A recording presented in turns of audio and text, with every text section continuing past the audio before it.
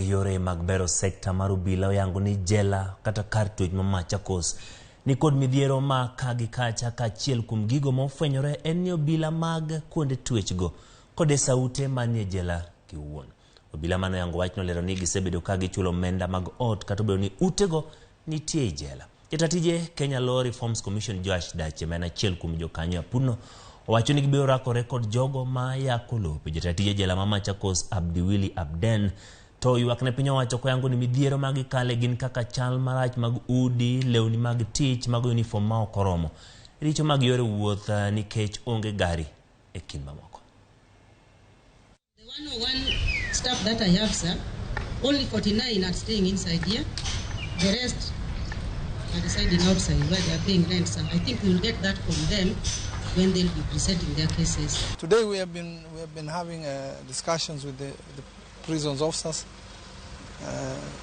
up to now, and now we have just visited. We have talked to the prisoners because they are part of this system called the prison system.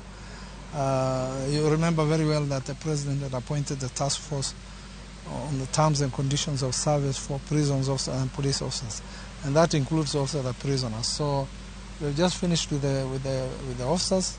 We have come to talk to the prisoners, initially with the male prisoners and now with the female prisoners. But one of our terms of reference is to look into the issue of titling the title deeds, the land holdings of both police and prisons. And the time that we've been given as a task force is very short. We cannot deal with all the issues relating to title deeds, but we are going to make our recommendations on what we've seen on the ground. The case in Machakos is pretty serious.